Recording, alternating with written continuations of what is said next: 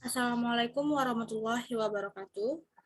Perkenalkan kami dari kelompok 4 izin mempresentasikan hasil diskusi kami dengan materi osteichites yang beranggotakan saya sendiri Afia Cahya sebagai moderator, Dini Afriani sebagai presentator, Nopita Naibaho sebagai presentator, Raudatul Izzah sebagai presentator. Adapun dan Yela Silitonga sebagai presentator. Adapun materi pertama mengenai pengertian osteichites dan karakteristik dari osteichites ini akan dijelaskan oleh Raudatul Izzah. Kepada Raudatul dipersilahkan.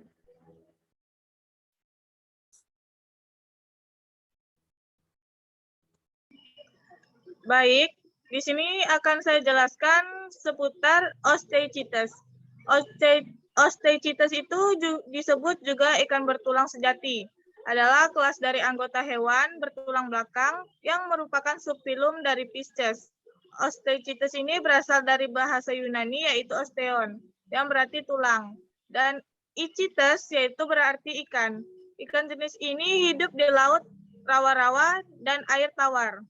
Baik, next slide.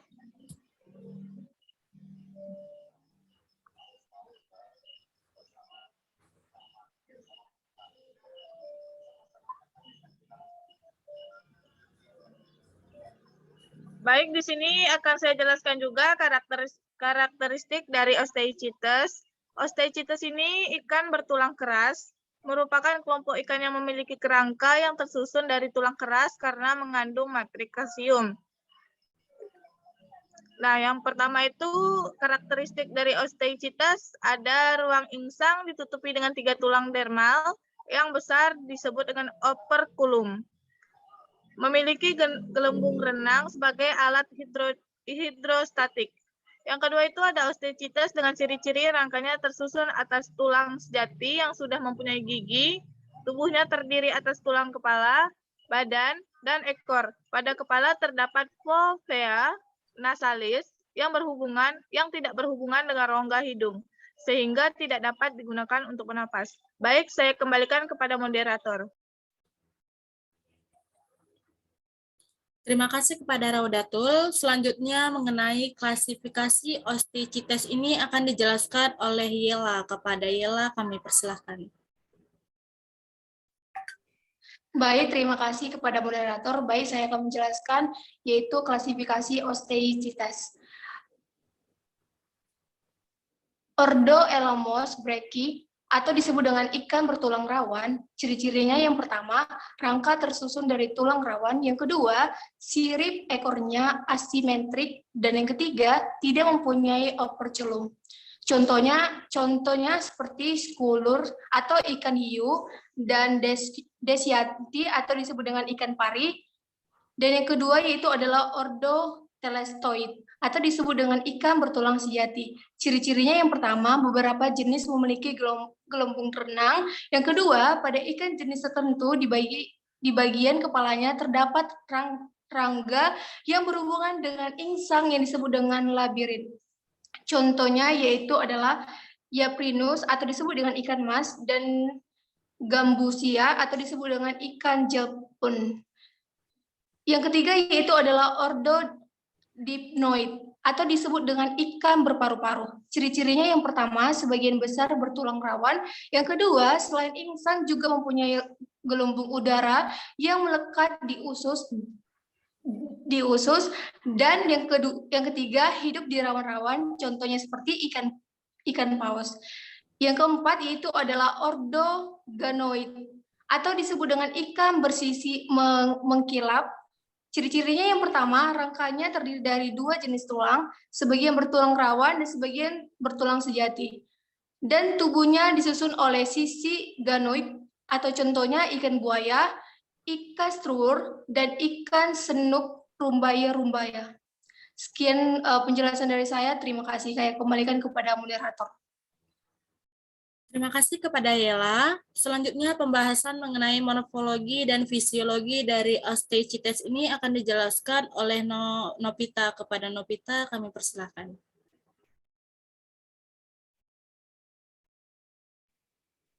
Baik, terima kasih sebelumnya kepada moderator. Kita lanjut ke bagian morfologi dan juga fisiologi daripada osteichthyes. Nah, yang pertama itu sirip ekornya asimetris, meliputi ikan yang bertulang keras, otak dilindungi oleh tulang rawan, mulutnya memiliki rahang, sisik bertipe ganoid, sikloid atau juga stenoid, yang mana semuanya berasal daripada mesodermal. Insang dilengkapi operculum atau tutup insang, jantung beruang dua, yaitu atrium dan juga ventrikel. Notok kodratnya ditempati vertebrae yang menulang, memiliki gelembung renang yang berhubungan dengan faring. Tipe ginjalnya yaitu mesonepros, contohnya sendiri seperti Ameiurus melas atau ikan lele.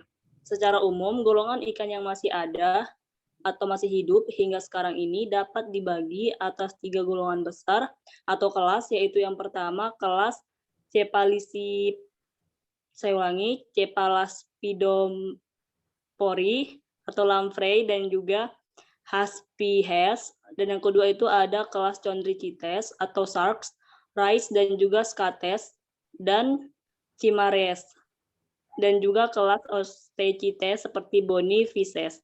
Adapun ciri-cirinya yaitu seperti yang pertama, ukuran tubuhnya bervariasi antara 1 sampai dengan 6 meter. Osteichthyes merupakan ikan bertulang sejati dengan endoskeleton yang mengandung matriks kalsium fosfat yang keras. Osteichthyes bernapas dengan insang yang ditutupi oleh operculum atau tutup insang. Contohnya itu seperti ikan maskoki atau Carassiusaurus atau ikan terbang. Next slide.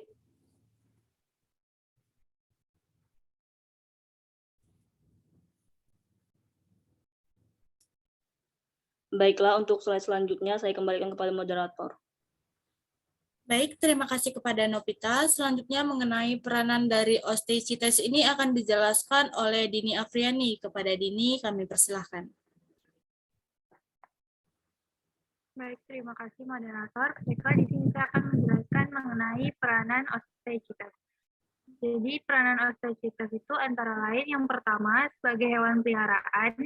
Contoh dari sebagai hewan peliharaan itu ada ikan mas, ikan koi. Yang kedua sebagai bahan penelitian. Yang ketiga sebagai rekreasi atau hiburan. Contohnya kegiatan mancing. Peranan yang selanjutnya itu digunakan untuk kedokteran sebagai penguat denyut nadi. Yang kelima, keperluan zoologi bagi siswa dan mahasiswa. Yang ketujuh, membantu membinasakan nyamuk sebagai natural biological control. Yang kedelapan, sebagai anggota dalam rantai makanan. Dan peranan yang ke-9 sebagai keindahan ekosistem laut. Kemudian yang ke-10, minyak ikan sebagai sumber vitamin. A11, tulang ikan digunakan untuk bahan perekat. Yang ke-12, limbah ikan ini dibuat tepung untuk pakan ternak dan pupuk. Sekian materi dari saya kembalikan kepada moderator. Baik, terima kasih kepada Dini. Selanjutnya mengenai anatomi dari osteichthyes ini akan dijelaskan oleh saya sendiri. Yang pertama ada sistem pernapasan. Ikan bernapas dengan menggunakan insang. Insang ini dia berbentuk seperti lembaran-lembaran tipis berwarna merah muda dan selalu lembab. Yang kedua ada sistem urogenital ini terdiri dari 2 bagian, ada sistem ekskresi dan sistem urogenital. Sistem ekskresi pada ikan seperti juga vertebrata lainnya yang mempunyai banyak fungsi antara lain untuk regulasi kadar air di dalam tubuh, menjaga keseimbangan garam, dan mengeliminasi sisa nitrogen hasil dari metabolisme protein. Selanjutnya sistem saraf ini ikan menerima rangsang dari lingkungan melalui organ-organ yang perasa. Rangsangan tersebut selanjutnya diteruskan dalam bentuk impuls ke otak. Yang keempat ada sistem perasa. Sistem sensori berupa sel-sel reseptor perifer dan gabungan neuron di otak yang memberi gambaran lingkungan secara biologis. Barisan-barisan dari elemen reseptor itu dia berupa sel tunggal, misalnya taktil corpuscle atau kompleks retina mata. Selanjutnya yang kelima ada sistem endokrin. Kelenjar endokrin ini dia merupakan kelenjar tanpa saluran. Produknya langsung masuk ke dalam sistem peredaran darah. Yang keenam ada sistem rangka. Sistem rangka pada ikan Osteichthyes ini atau ikan bertulang keras, yaitu sisi dan siripnya yang berbentuk sebuah eksoskeleton. Endoskeleton terdiri atas tengkorak, tulang belakang, tulang rusuk, gelang pektoral, dan banyak tulang-tulang lainnya, seperti ikan-ikan pada Osteichthyes. Selanjutnya yang ke-7 ada sistem otot. Fungsi utama dari sistem otot ini untuk berbagai variasi gerak dari organ tubuh hewan Osteichthyes. Yang ke-8 ada sistem sirkulasi. Bentuk darah pada ikan Osteichthyes ini yaitu berwarna merah pucat dan hanya sedikit jika dibandingkan dengan darah dari vertebrata darat lainnya. Yang ke-9 sistem pencernaan dari Osteichthyes. Pada vertebrata termasuk ikan yang terdiri atas dua bagian besar yaitu saluran pencernaan dan kelenjar pencernaan. Saluran pencernaan yang dimulai dari rongga mulut, faring, esofagusnya itu hanya pendek, lambung, usus, dan anus. Kelenjar pencernaan umumnya berupa kelenjar mukosa, hati, dan pankreas. Mungkin itu saja yang dapat kami sampaikan dari kelompok 2. Kami memohon maaf apabila ada kesalahan. Saya akhiri dengan wassalamualaikum warahmatullahi wabarakatuh.